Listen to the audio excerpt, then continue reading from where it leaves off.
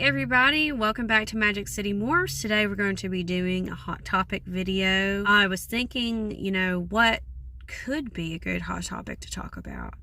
And I was stumped. I was like, I don't know. We've talked about a lot of things, but I saw some things on Facebook, some comments on a post from some pet keepers, and talking about breeders and the way the industry is now, and whether anyone needs to be breeding at all, or whether the morphs and the genetics have gotten out of hand when it comes to the welfare of the animals. Do we need to breed any more low-end snakes, or are the people that do that being damaging to the reptile community and again, the welfare of these animals? And as someone who is a first-time breeder, been in it a little bit over a year, I do have some opinions on this, because we have bred some low-end snakes. That's kind of how we got our feet wet with breeding. And I think, number one, you've got a spectrum of breeders. You've got beginners, hobbyists that are just starting out like us, that haven't made any actual profit yet. So anything that they make off of their babies goes directly back into the care of the animals they have. Food, bedding, or substrate, just supplies anything they need to care for the animals. And then you've got people kind of in the middle that are somewhat established, but they're not really to the point where they could, hire employees or have a warehouse or have anything like that, sort of like a facility. And then you've got people that are really, really big in the game, like Reach Out Reptiles. You've got Mutation Creation. You've got Brian Barczyk, all these different people that have been very successful, and they have, real businesses. They've got real people that work for them. They've got reptile zoos that, like Mike Wilbanks and people like that. So I think that pet keepers, and I say pet keepers because I'm talking about people that keep and don't breed and don't ever have any intentions of breeding. These people a lot of times have very top-notch care when it comes to having really awesome bioactive enclosures, providing a lot of enrichment and great opportunities for the animal to get out and about and get exercise, and not have to be in their enclosure all the time. They usually have a lot of money to be able to spend on these animals and provide what these animals need with vet care and things like that. But I think we have to remember that we wouldn't have any of these animals here in the United States if they weren't imported and captive bred here. So to an extent, you have to thank the breeders, whether you really like them or not, because you wouldn't have the animals that you have, even if you have normals and, snakes or lizards or amphibians that don't have any morph combination or really pretty genetics going on. I think that, to be able to have a snake over here from Africa, like a ball python, it's got to be wild caught and brought over here, and it's got to be captive bred to produce more, so that pet stores can sell them and people can sell them at reptile shows and things like that. And on the topic of low-end snakes, there was an argument that what is the point of producing more low-end snakes like normals and ball pythons that only have maybe one or two morph combinations. And they're saying, why are we doing it anymore? Because they're just more snakes that need homes, and not many people are interested in them, because, everybody wants the really pretty snakes with the recessive genes and things like that. And like, they're really sought after high-end stuff. And while you can make an argument that, yes, in your opinion, we shouldn't do that anymore with breeding low-end snakes, how, at the same time, who are you to tell somebody else what to do with their own money and their own time if they are going to be producing babies and making sure they get homes, making sure that they move those hatchlings? What business, honestly, is it of yours? I don't see you running a reptile rescue from your house, so I don't think that you're that concerned about where these snakes end up going. And, if somebody orders a snake online from you, you don't really know who that person is.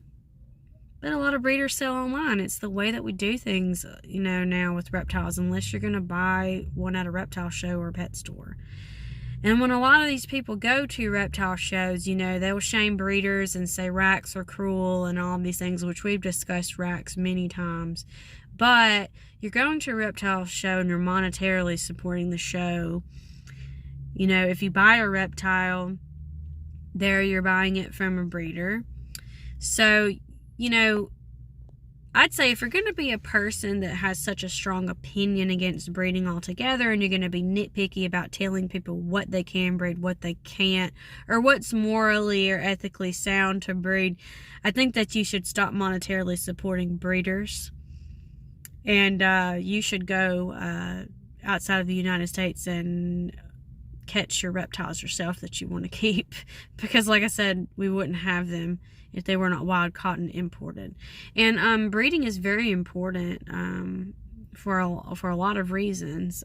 Preserving a lot of different species, bettering the species too. If you look at a lot of things like dwarf and super dwarf reticulated pythons, like for say reach out reptiles, a lot of people really would like to have a reticulated python, but the size that the mainlands can get to can be a problem for a lot of people for a lot of reasons.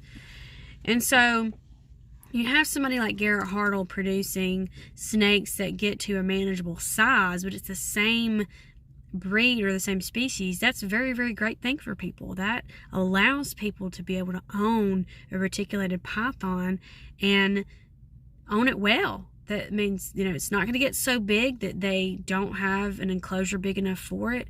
It means that they're going to be able to provide it with everything it needs. They're going to, know what they're signing up for. It's not like they've bought a reticulated python as a baby and know nothing about them, and they're just taking it home from a reptile show, and then it gets to be 20 feet one day. When you shop with Garrett, there's specific snakes and genetics and things that are listed on the site, and you can ask them questions, and there's different size ranges that these snakes are going to get to, and it's done on purpose. And then another thing is that breeding reticulated pythons, especially because we all know that reticulated pythons have a very high food response or food drive.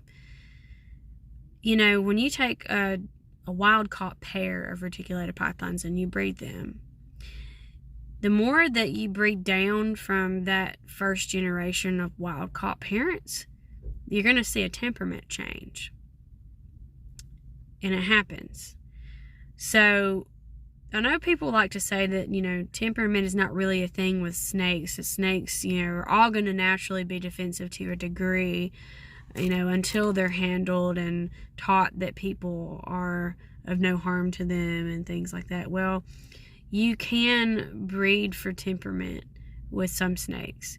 And I have watched a video on this concerning reticulated pythons, the difference. So I think, whether you want to be just a hobbyist and you just want to breed because it's something that you want to do, as long as you're making sure those hatchlings get homes, whether it's local pickups, whether you ship, whether you go to a reptile show, it's your money, it's your time. Don't let anybody make you feel like you're a bad person. As long as you're an ethical, responsible breeder, then you're doing the right thing. Whether you want to breed for morph combinations and different genetics or not.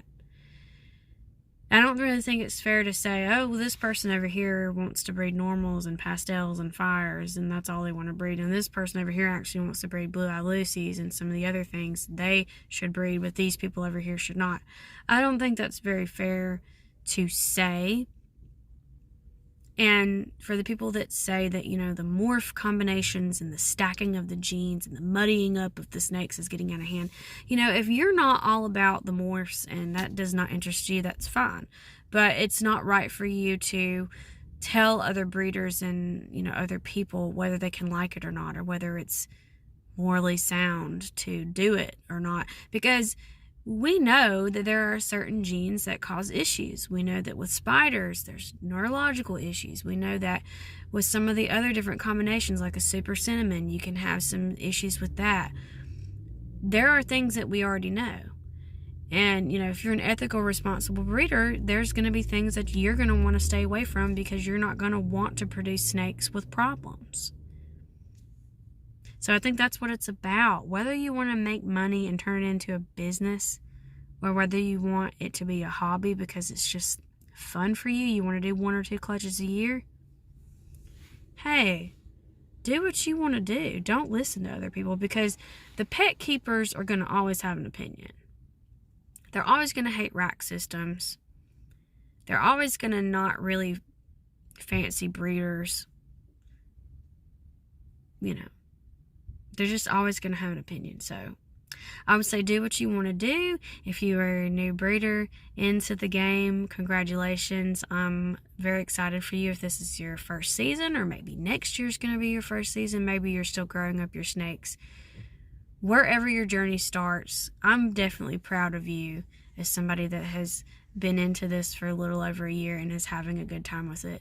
And I really encourage everybody, no matter what reptile you're into, whether you want to breed, whether you want to pet keep, do what you love, because that's the important thing. We appreciate you watching today's Hot Topic video. We hope that you continue to follow us on our journey.